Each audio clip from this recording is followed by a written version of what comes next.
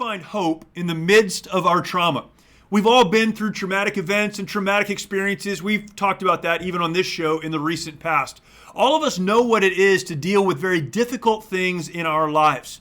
The question is, what do we hang on to in the midst of that trauma, in the midst of the brokenness, the trials, the troubles, and the tribulations that we must live through? What do we hang on to? Where is the hope? My guest today helps us unpack that and so much more in this episode of the March or Die Show.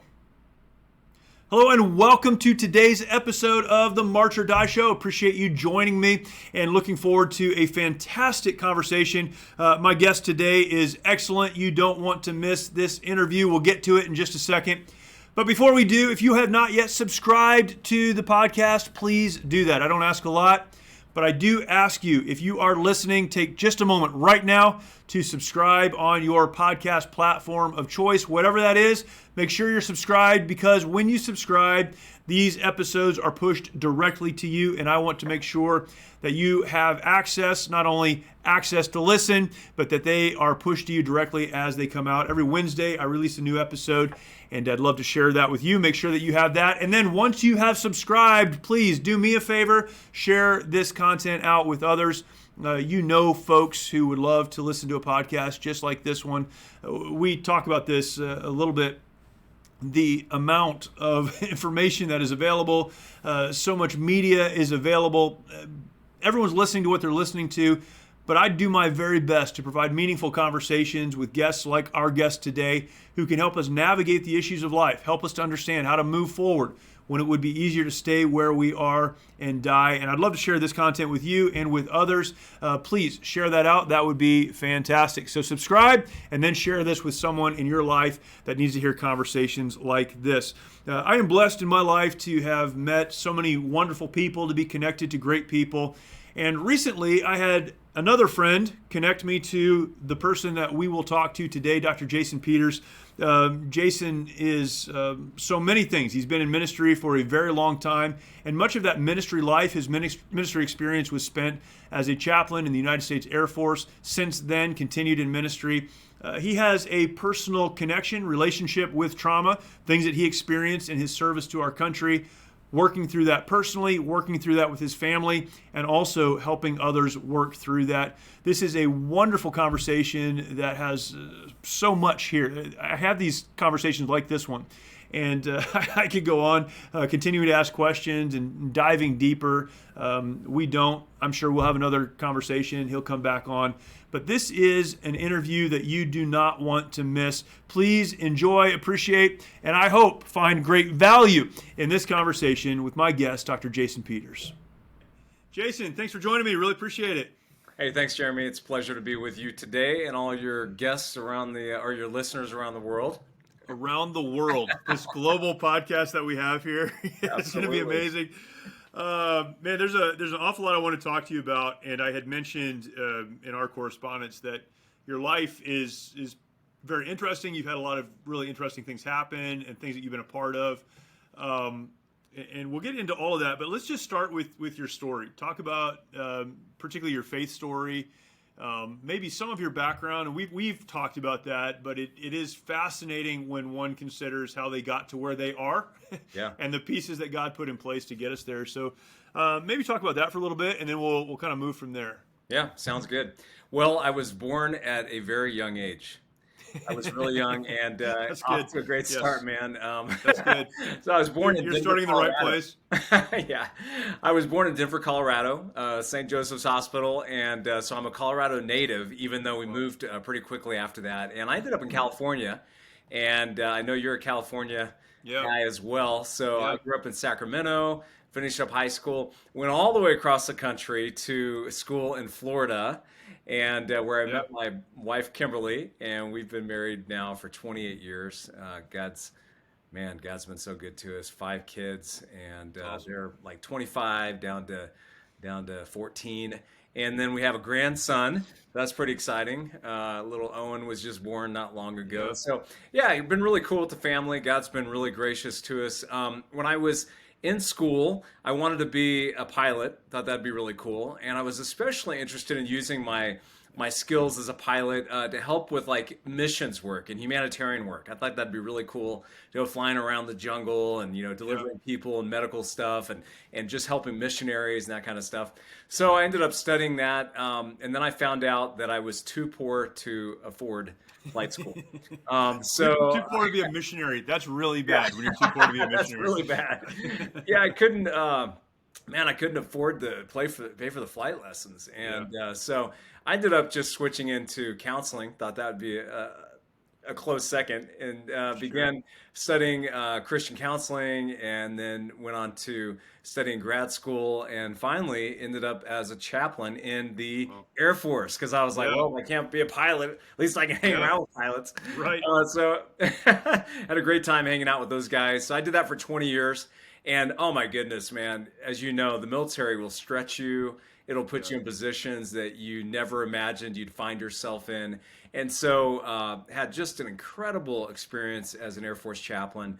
Had many deployments, 4 deployments, and just on the front lines, man, in Iraq, 2006. We talked a little bit about your time breaking the berm between Kuwait and Iraq. So I showed up a few years later, right around the time that the surge was happening. And it's interesting in my story, and it kind of led me to that point where I was, literally picking up, human remains with my bare Yep. hands, kind of thing. Yep. And it was, honestly, it was kind of just fit with my thread of, I would say, trauma. And it wasn't trauma that was happening to me, but it was trauma that I was close to, kind of like secondary trauma.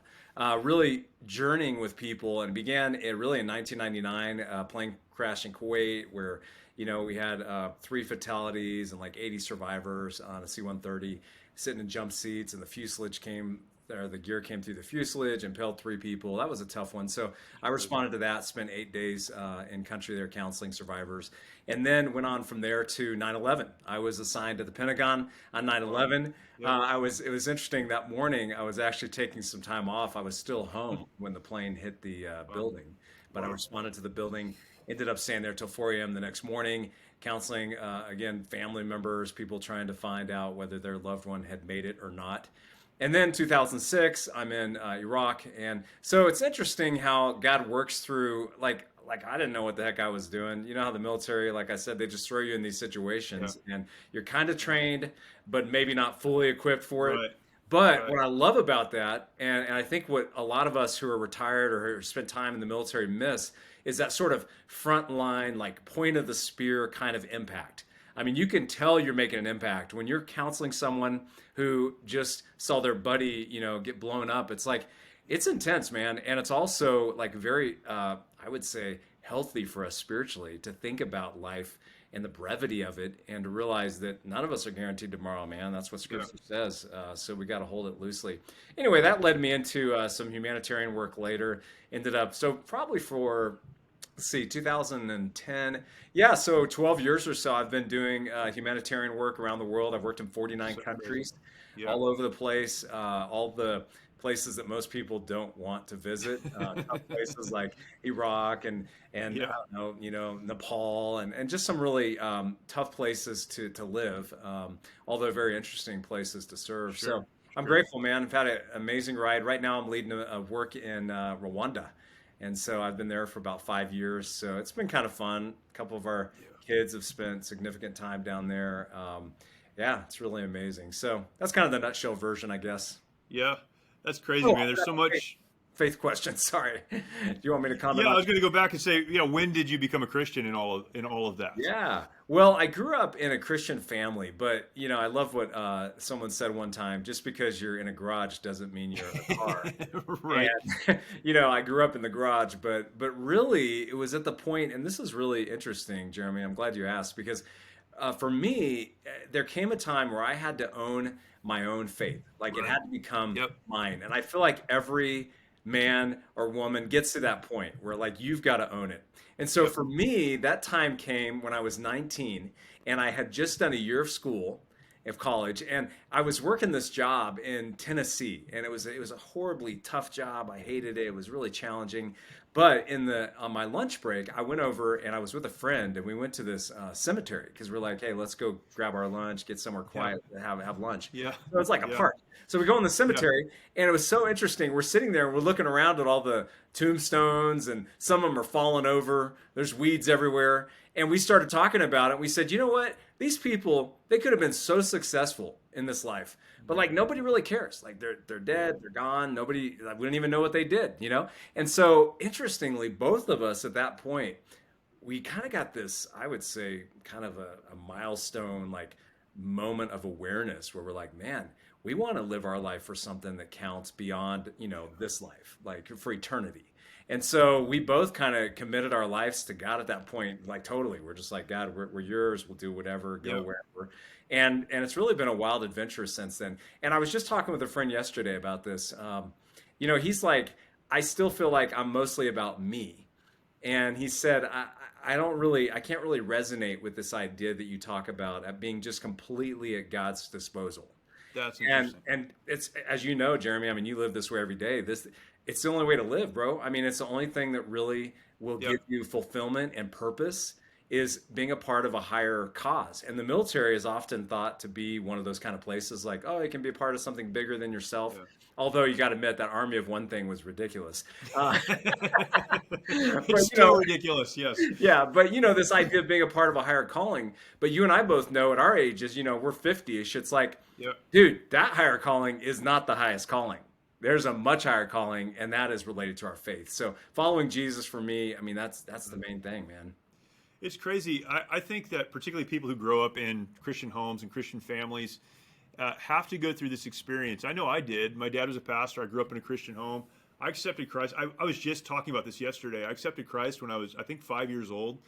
And I remember it as clear as if it were yesterday. And I know that's when I became a Christian. That's when I gave my life to Christ. But I was probably 25 before I finally had that experience where I went, man, it's all about him. And I can talk, about the place. It was in Iraq. And we had come through this crazy firefight. And on the other side of it, I had this overwhelming thought, similar to what you just mentioned, this sovereignty of God. God is sovereign and I'm not.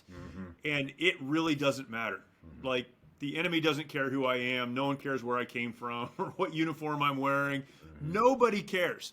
God is sovereign. I'm not. I need to control what I can control, but I need to live for him. And that, for me, was a turning point. And it's crazy. You can accept Christ and become a Christian, and certainly that's a truth.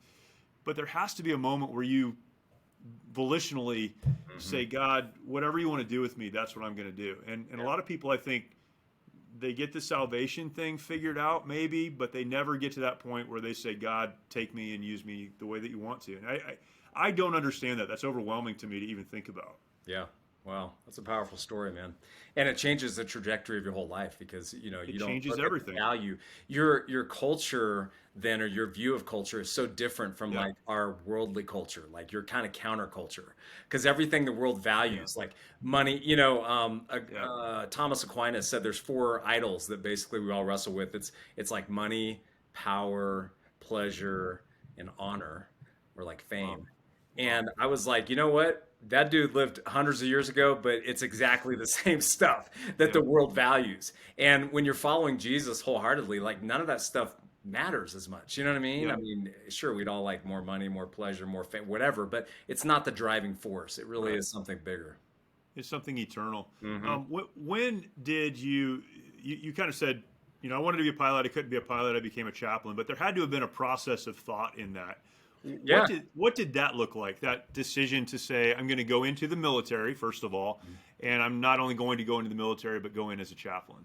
Yeah, that's a great question, man. My poor wife, she was blown away because we were already married at the time, and she's from Wisconsin. I don't know if you know anything about Wisconsin, but they don't have any military influence in Wisconsin hardly. Yeah, No it's funny. I just did a conference in Wisconsin last weekend. First time I've ever been there.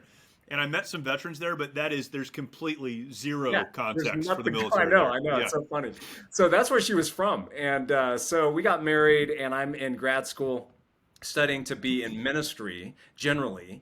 And I went to a conference, and I saw a chaplain, and I was like, When I was a kid, we knew this chaplain. His nickname was Smokey. It was Arnold Stover, Smokey Stover.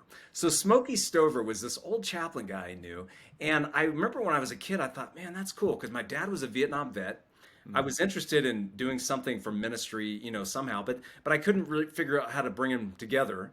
And Yep. then I met this Smokey Stover guy, and I remember as a kid, he was like, "Well, you got to go to get a master's degree, and you got to do that." And I was like, "No way, man! As soon as I get done with my high school, I'm gonna give me a job at McDonald's. I'm gonna get my car. I'll be fine." You know what I'm saying? That's Yeah. what you think when Yeah. you're a little kid, Yeah. right?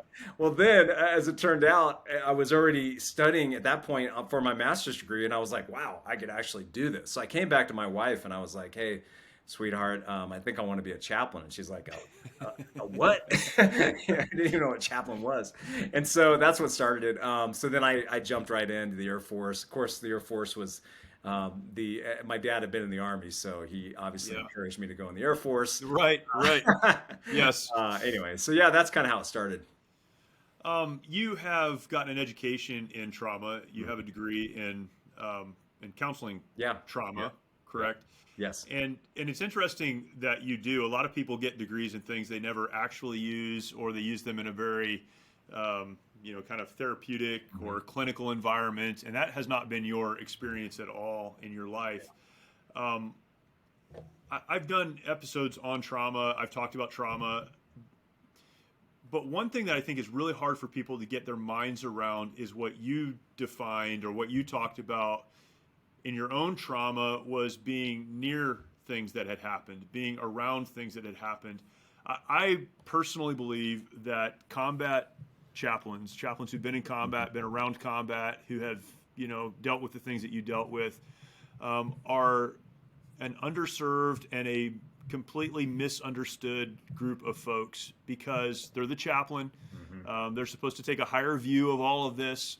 What's happening probably shouldn't impact them.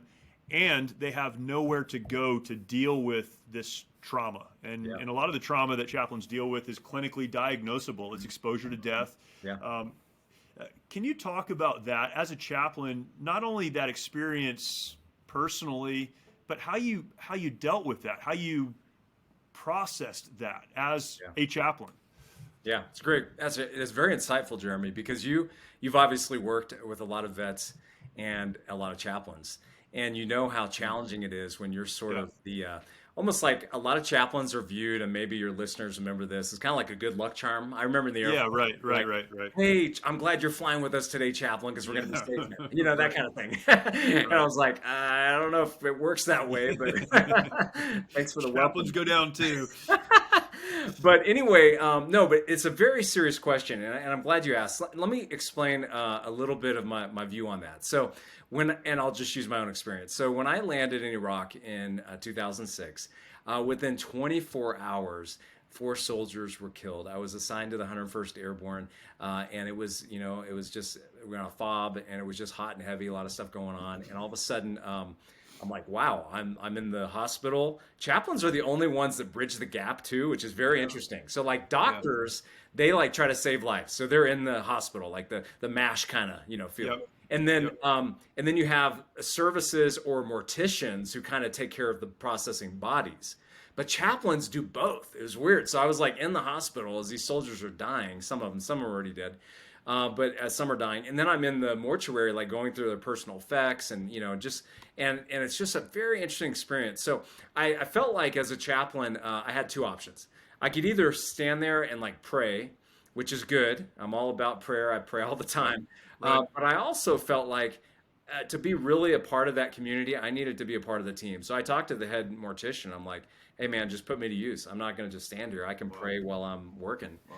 And so I jumped in. I was part of the mortuary team. And so again, just a lot of exposure to stuff that you don't normally see.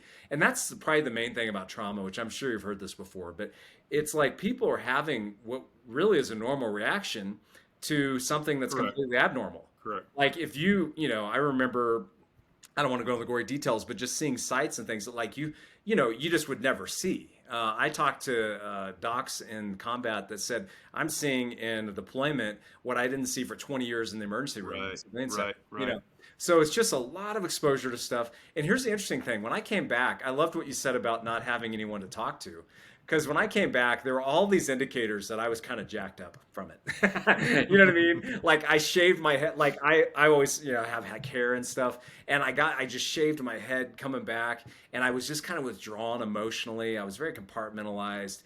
And I became an extreme minimalist at one point, which was very interesting. I wore the same clothes every single day, which, by the way, that's an interesting common reaction That is to interesting. traumatic stress exposure is that you will sort of control what you can. You can't Right, control everything, but right, you control what you right. can, which could be your wardrobe or it could be Yeah, your living environment. I mean, my kids at that point, they're like, don't put anything on dad's desk or anything. He'll get upset because, that's like his space and he right. wants it the way he wants it. Anyway, so it was interesting. One of the mental health providers was like, we think this guy needs some mental health follow-up. So they called me, and this is actually in my records, which led later to a PTSD diagnosis, by the way, by the VA. Because in my records, they're like, this guy needs to talk to somebody. But when we reached out to him and tried to get him to come and talk to us, he basically said, no, I'll just talk to my chaplain buddies because, I work with chaplains. It's fine. But as you know, it's a different dynamic than when you're hanging out with your friends and talking Yeah, about stuff, or when you're going to some provider who actually knows probably a lot more about what they're talking about. So for me, that was kind of my journey. And honestly, it's been a very healthy process to go through. So I've done a lot of therapy. I've done EMDR. I've done stuff to just try to kind of talk through it, work through it, process it. yeah, And honestly, I think I'm a better man because of it. I think I cling, I would say, less and less to things of this world and this life. I kind of live every day knowing that it could be my last. And right. I love that kind of approach. It's like an adventure of faith. It's like, God, you've got me here for now. I don't know what tomorrow looks like. Yep. But I just want to live well today. You know what I mean? So it's for me, it's been a really good journey, but it's taken a long time. I mean, this was like 15 years ago I was going through Yeah. this stuff. How do you how do you talk about the connection between faith and more clinical or therapeutic approaches to trauma? A lot of people would put those in two separate boxes. In fact, some, particularly on the Christian side, it happens on the clinical side as well, would say these are completely separate. You can do one or the other. The two don't have a connection. How do you work through that? Yeah. Man, Jeremy, you're blowing me away, man. You're so insightful on this stuff. And you've I've obviously spent a lot of time talking about this. Yes. you're obviously an expert at this. Okay, you've hit the nail on the head. There's really two different approaches. I would say this: there are two different outcomes. Each of those camps is looking for a different outcome, probably. Right. But when it comes to diagnosis, I think that there's a lot in common. So I would say this generally: all truth is God's truth. So, like, Right. if you have gangrene, you go to see the doctor, like they can diagnose you with gangrene, like they know what the problem is and it's scientific, it's legit. Obviously, when it comes to mental health related kind of topics, it's not that clear cut. You can't do a little biological test on it or something Sure. in a Sure. lab or something to figure it out. However, I think that there are symptoms that are just obvious, like those things I just talked about. Like I was meeting all the boxes for someone who Right. had PTS. Right. And so now here's the difference though, and this is so important. The question is, how do you move beyond it? How do Yep. you get out of Yep. that funk? And so for me, it's funny. I would say this, almost all the therapy I've done, I hope my therapists aren't listening to this, but Jeremy, I hate to say it, but like almost all therapy I've done, it's been like eat the fish and spit out the bones. Like I'll listen to what they say and then I'll compare it to like scripture and like what God's view on it is. And then Mm. I'll kind of like disregard anything that doesn't fit. You know what I mean? If that makes Yeah. sense.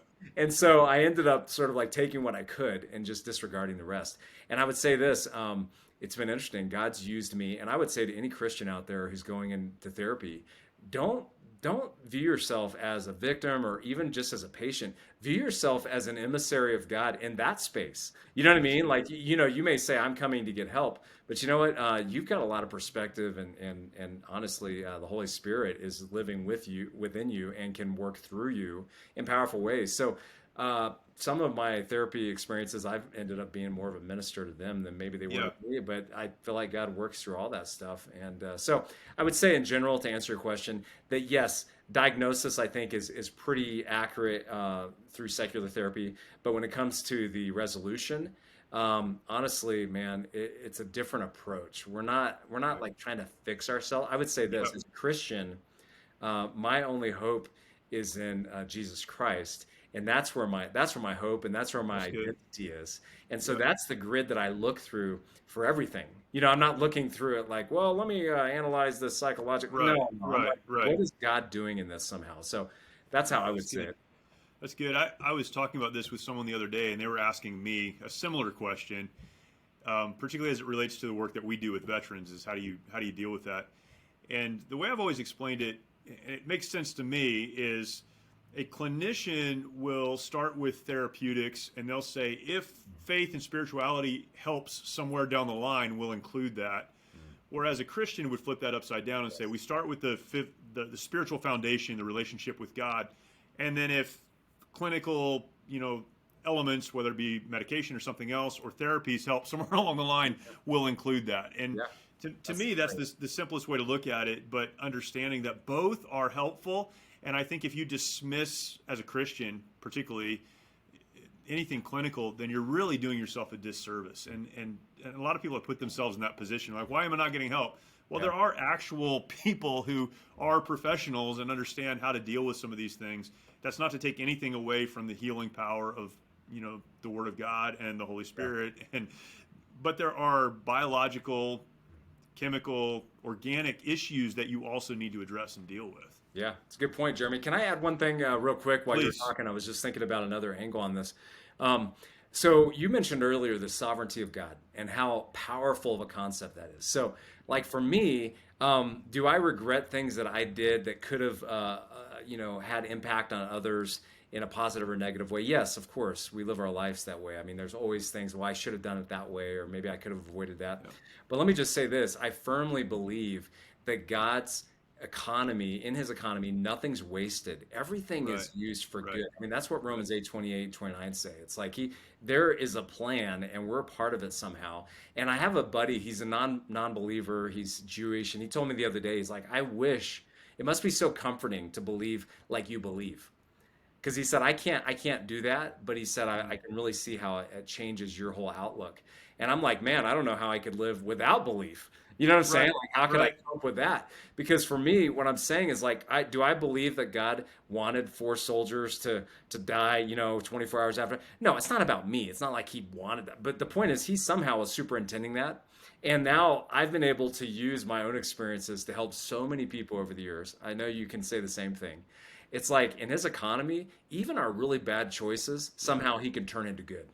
Yeah, that's right. Um, I could ask questions about that. Such a great point. How has your family dealt with your trauma? I mean, it's their trauma because you Mhm. are part of the family, Yeah. but your wife and your kids, how have they dealt with that or processed that or gotten help for it or whatever they've done? How have they dealt with that? Well, I think at first we just didn't know what was happening. It's like, Yeah, okay, dad's back from deployment. He's definitely different. Something weird's going yeah, on. We can't really put our fingers on it.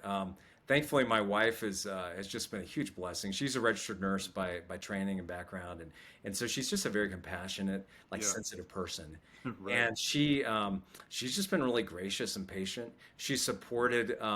I would say we tried to just be smart about some of the things. Like I mentioned, like my space. Like we've just sort of evolved to the point where like I have my space, she has her space because we manage space differently. You know what I mean? So I'll do my thing, and she really supports that. And the kids, they know there's times where. Man, I just kind of need to unplug for a minute. You know what I mean? And they respect that.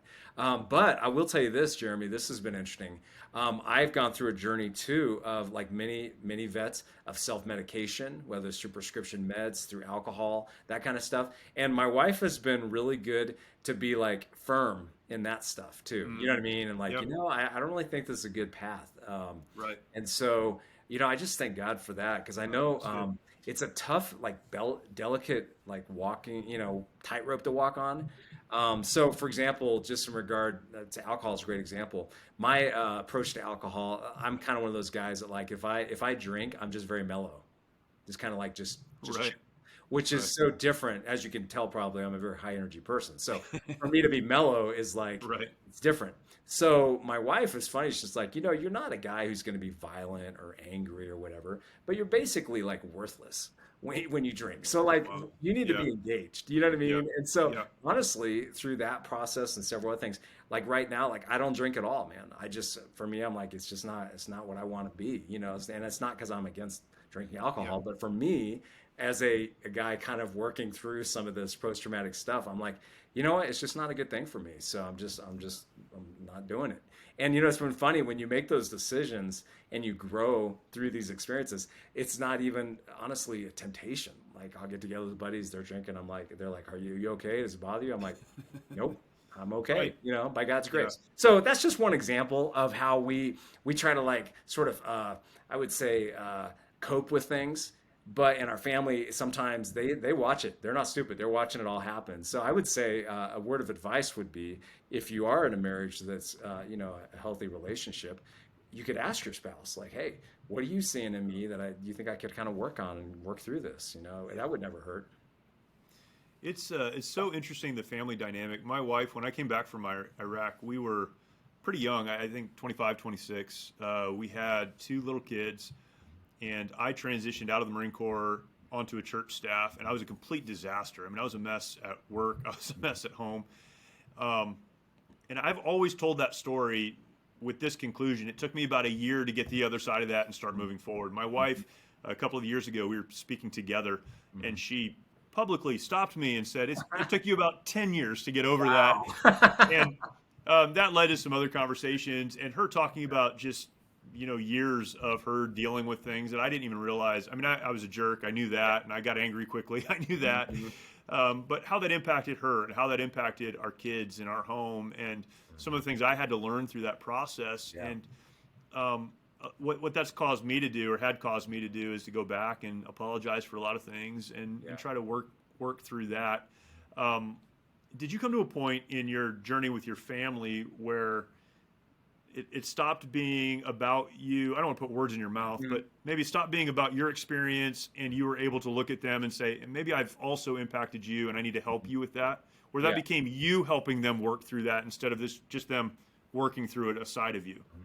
Yeah, I would say we have some good, honest conversations. It was really interesting. I have three kids that were still at home when I got diagnosed with PTS, and that was kind of interesting because we all talked about it. And I was like, hey, Yeah. by the way, this Yeah. happened. And my That's good. oldest Yeah. daughter at the time, who's 20 now, she was like, I knew something was going, this like makes sense. Something Uh, wasn't right. You yeah, so throw in we stuff kind all the time. Just didn't seem right. yeah, so I mean, it was good because I wanted to be honest with him because honestly, as you know, it's not like something you're really proud of. Like I feel like Yeah, there's still a sure. lot of Sure. stigma.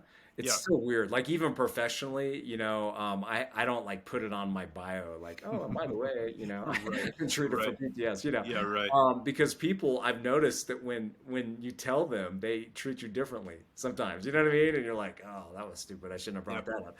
It's unfortunate, but that's just the way it is. But with the family, I feel like, no, man, you gotta just lay it all out there and just be like, hey, this is what I'm That's struggling good. with. And my kids, thankfully, they understand. They've heard the stories from combat and stuff, and they kind of, because I do feel like, let me ask you this, Jeremy, have you noticed that veterans today are able to process stuff more openly than like Vietnam For veterans, sure. for example? Yeah, Vietnam veterans for sure. I would say even going back to 2003, when I was having my problems trying to readjust, and whether it was identity or post-traumatic Hmm. stress or whatever it was, no one was talking about any of that at the Yeah. time. And I've told this story, and I've talked to my pastor about it since then. But I mean, I was working for a pastor that I knew loved me and loved my family, but his response to my behavior was, "You need to go. like, like Yeah. you're so disruptive. I Yeah. don't know why. I don't know what's happened, but you need to get out of here." Hmm. And he helped me through that. He didn't throw me out, but that was his response. And honestly, so yeah, even in that period of time, I think things have changed so much that now real conversations can happen, and almost to where we've almost swung maybe too far the Yeah. other way in See some that. sense. But yeah, there's definitely an openness that did not exist before, for sure. Yeah. Well, I agree with you on the pendulum swing. I think, I don't want this to be my identity. I'm not Right. a victim. Correct. I'm not a, Yep. I don't have PTSD. What I Yeah. would say is it's Yeah. a part of what I Yeah. saw. I saw some tough stuff in my Yeah. experience, and God used it to make me the man I am today. And yeah, That's there's right. been some rocky chapters in that journey, but I wouldn't be who I am without it, and you That's wouldn't right. either, Yeah. And That's good. honestly, I'm proud of the fact, and I know you are too, that we did serve and we did Yep. our best. And I mean, dude, that's a small percentage of the entire American population Yeah. who That's even right. takes that oath and is willing to serve. And it's like, it's something to be, I'm not ashamed of it. I'm proud of it, but That's it's good. also not like my identity. I don't wear it on my sleeve either. Yeah. Service has been a big part of your life. It's probably been, you know, that's how one might identify you as someone Yeah. who has served throughout their adult life. Um, what motivates you at this point in your life to continue serving? You are at a place where you could find a job, I would imagine, where you don't have to go to hard places and see difficult or traumatic things. You don't have to serve the way that you do. I mean, there are a lot of places you could go and serve in ministry, in air quotes, without being engaged in some of those things. But you continue to do that. You continue to put yourself um, in those situations. What motivates you now to continue to do that? Well, honestly, man, I think I would get bored if I wasn't doing something that's kind of Right, intense. right. You know what I mean? Yeah, Like, I'm not the guy who wants to go like punch in and punch out and just do it. yeah, right, I want to do right. something meaningful. And secondly, and probably more spiritual sounding and true is I want to do something that really matters. You know what I mean? Like, Yeah, I mean, I'm not saying that every job, God works for every job. of I think we're course. Yeah, all of course. called to Of be course. reaching out, whatever we're doing. Yep, We could be like whatever yep. job. But for me, I feel like since I've got the opportunity to go and to do some really interesting, it keeps it, to me, it's the pointy edge of the spear. That's Like good. I'm Yep. serving people, by God's grace now that like, man, they live in mud huts, no running water, no toilet. Kids are, I mean, I literally had a girl just recently, we found out in our school that her mother was like, had to make this decision. Do I feed my kid or do I sell her for sex? Because like, Jeez. Wow. it's gonna suck either way, but I got to do one or the other. And so those are really tough things. So to be able to come in and kind of help that and encourage Yeah. that, we relocated them because she was in a really bad like neighborhood. Anyway, so those are kind of things that are really meaningful, I feel like. And honestly, here's the main thing, Jeremy. It's all about eternal perspective, man. I want to be like putting all my investment Yep. in eternity, and I really mean that. Now, I can't do it 24/7. Like I Sure. still Of have course. all my selfishness in me. That's why Right. I have to say I love that saying, preach the gospel to yourself every day. That's what I have to do. I have to literally wake up, okay, all right, Lord, yesterday was not great. Today, Right. please, Right. thank you for your grace, and please guide me, help me to do what you want me to do, and to bear eternal fruit. 2 Corinthians 5 is one of my favorite passages. It literally says, well, verse 7 says, we walk by faith, not by sight. Yeah, that's good. Everything that we see doesn't matter. But then you go a little further and it says, and we will all stand before the judgment seat of Christ, that each one may receive what is due him for the things done in the body, whether good or evil. And so I look to that day and I'm like, I don't want to have this like, well, God, look at all the stuff, that the world valued. Look at, I had this car, I had this house, and I had this position. I don't want to look at that because God doesn't care about that. He wants Right. to say like, okay, well, how many people did you actually serve and touch? And honestly, each one of us, no matter what we're doing, has an opportunity to just see the image of God in every person we meet. I mean, dude, I'm blown away how people like live their life without even recognizing Right. other Yeah, humans. right. Isn't that Right. horrible? I mean, It's you'll be at a crazy. restaurant and someone's like treating the server It's like crazy. worthless. Yeah. And so anyway, I get excited about just seeing the image of God in people and encouraging them and just trying to bear spiritual fruit. Yeah. Yeah, that's great. Um, so many other things we could talk about, but I'll end with this question because a lot of people listening to this are people who perhaps are looking for hope, trying to find direction, trying to understand how to move forward in spite of a difficult situation. And the situation that you just described with that little girl and her mom, I mean, what a horrible situation. But there are situations like that, and to varying degrees in a lot of lives, and a lot of people are dealing with things they just don't understand and don't know how to navigate. You've seen this from so many different perspectives. How do you offer hope to people who are hopeless? Maybe, it's funny. Our situation is always the biggest situation in the world, right? So Yeah. this could be someone who is, in the situation of that mom and that little girl. It could be someone who just lost a job, someone who is struggling in a relationship, but they need hope. How do you talk about that? How do you offer hope to someone who's struggling? Yeah, I'll say this. I start with the fact that we're never alone. I heard a story about a guy one time in solitary confinement, and he said everything about that system was designed to make you think you're alone. But he said we're never alone if we have faith. You know what I mean? Like Jesus is walking with us through it. And so I want to be sort of the hands and feet and the mouth of Jesus when it comes to like being with somebody Yep. and giving them those encouraging words. And I would say that the other thing is that for me, I want to live epically. This is something that my wife and I came up with a few years ago, and we've really embraced it. For us, the idea of living epically, epic is an acrostic for eternal perspective in Christ. So if we live epically, it means we're on an adventure of faith where we're saying, you know what? I don't understand. We were just having a discussion this morning at breakfast, around the breakfast table with my kids. One of them was sharing a scripture. We do like these devotions, and she shared the scripture, and then she's like, isn't it interesting how God knows like what we're going to do in the future before we even know? And I'm like, absolutely. Yeah. And I said, but we can't claim to have that all figured out. Like, you know what I mean? Like, because we started talking about all these deep theological topics. And the reality is that God is so much bigger than us and so beyond us that for me, to have that eternal perspective gives me hope, because even in the midst of the worst scenario, I can be like, God, I don't understand it and I don't like it, but I trust that you're with me and that you're working through this somehow. And I just want to be faithful to do what you want me to do. And honestly, to me, like I said, that's the adventure of faith. So I want to live epically. It's a crazy ride because you just never know what's around the corner. But I would say this, even like us chatting, we met through a friend and then we chat and it's like, hey, let's do this podcast. Like, we don't know right now who's listening and who might be really struggling and saying like, yeah, whatever these guys are saying, I don't believe God's with me. Well, let me assure you, if you're a follower of Jesus Christ, he is with you. The Holy Spirit is in you, and you do have you will have an eternal impact. So look through that filter and see what God might be calling you to do right here, right now. Yeah, that's awesome. Jason, where can people follow you? You and your wife, do you have a blog website? Yeah. with a blog, but a lot of videos. Yeah. Where can people follow you guys and learn more about the work that you do, even the work you're doing in Rwanda? Yeah. Thanks for asking. Our like sort of landing page for all that kind of stuff is teampeters.org. So TEAMPETERS.org. Peters is our last name, and man, I'm so grateful. Like I said, for Kimberly, we just love ministering together. And so for us, when we look at our lives, we really approach it as a team. So teampeters.org is a great way to connect. But I'd love to if anyone has questions like, yeah, I'm thinking about being a chaplain, talk about that. Or I went through some tough stuff. I'd love to just get your take on it. Hey, shoot me an email. You can find my email on there and connect, and I'd love to chat. Very cool. Dr. Jason Peters, thank you so much, man. Really appreciate it. We'll talk again, I'm sure. Thanks, Jeremy. God bless.